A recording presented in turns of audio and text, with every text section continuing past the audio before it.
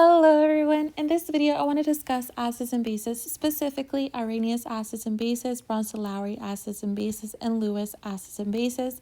I know that when you are beginning chemistry or in organic chemistry, they throw all these acids and bases at you and you're like, what? So I want to recap it. Now, I'm going to go over the different acids and bases, but know that I'm going to give examples at the end, so stick around. So in the first case, quick thing. The table, the column in pink is my acids, the column in blue is my bases, and right now I'm going to discuss the difference between all of the different acids and bases I mentioned previously. So let's begin with Arrhenius. So an Arrhenius acid is going to increase the concentration of protons in solution. What's a proton? An H plus or a hydrogen plus? Okay. Now, an Arrhenius base increases the concentration of hydroxide in solution, which is OH minus. Okay. So again, this is having to do with what happens when it's in solution. Does it give off protons or does it give off hydroxides? So that would be a staple of Arrhenius. Now, notice it changes with Bronsted. With Bronsted, yes, Bronsted-Lowry says for an acid, you're going to have a proton donor. But for the bases, you're going to have a proton acceptor. So something is going to grab that. It's not just, okay, it dissolves in solution. No, something accepts the actual proton, which can be water, but it could be something else. Okay. Now, the last one is going to be a Lewis acid or base. And before I discuss it, if you think about it, not everything deals with a proton. Not everything has a proton or wants to accept a proton. So what happens to those cases? Well, then you can go by electrons. So for Lewis, a Lewis acid, it accepts a pair of electrons, which would be an electrophile. And for a Lewis base, it would donate a pair of electrons or a nucleophile. Now, that is more organic chemistry. So in organic chemistry, you're going to hear for the acid of a Lewis acid, you'll hear the term an electrophile because it's accepting a pair of electrons. And again, for the Lewis base, you're going to hear nucleophile because it's donating a pair of electrons. Okay, so now that I gave a quick run through of what the different acids and bases are, let's get into actual examples of the different acids and bases. So for Arrhenius, imagine you're in solution and I put an HCl or an HBr. Mind you, these are strong acids. Okay, so they ionize 100% in solution.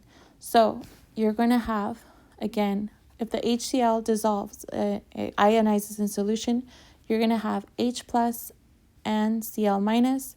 If the HBr, again, another strong acid, ionizes in solution, you're going to have H plus and Br minus. Again, for Arrhenius acid, it increases the concentration of protons in solution. So proton again is H plus, which you can see each of these HCl and HBr will give H plus in solution. Now, an Arrhenius base, on the other hand, what do they give off? They give OH minus, which is hydroxide. So they increase the concentration of hydroxide in solution. And again, NeOH and LiOH are really strong bases. So again, they're going to ionize completely in solution as well. Okay, now let's go to Bronsted. So what happens in the case of Bronsted-Lowry? So with Bronsted-Lowry, you can have, again, the base is going to be a proton acceptor and the acid is going to be a proton donor. So the way that I like to approach Bronsted-Lowry, or these type of cases in particular, is I like to see what's going on, what is taking place. And what do I mean by that? So if you compare NH3 and NH4 plus, so I grab the ones that are the most similar. So NH3, does it look closer to NH4 or does it look closer to OH? Closer to NH4, right? So I see what happens. Well, the NH3 is gaining a proton because it becomes NH4 plus. Oh, okay. Now what happens to the water? The water looks more similar to the hydroxide, right? So what happened to the water? The water lost a hydrogen. Okay, so that gives me a clue, right? So for the water, since it's losing a hydrogen, it's being a proton donor, right? And the NH3 is gaining a proton, right? It's accepting a proton. So it's acting like a base. So again, my NH3, again, is accepting a proton. It's accepting a hydrogen from the water. So it's a Bronsted-Lowry base. It's a proton acceptor. The water is giving a proton. It's giving a hydrogen plus, which you can see because it becomes hydroxide, right? So it's a Bronsted-Lowry acid, a proton donor. And again, since the water looks closest to the OH minus, the OH minus is the conjugate base of the water. And if you compare the NH3 and the NH4 plus, the NH4 plus is the conjugate acid because it gained a proton. Okay? So that's how you can distinguish between conjugate bases and conjugate acids. So one more example. So if you see this at the bottom that I have acetic acid and water. So again, I compare and I see what happens in each case. Well, if you look at my CH3COOH, it loses a proton. So what does that look like? Since it's losing a proton, it's an acid, right? It's a Bronsted-Lowry acid. And the water is gaining a proton.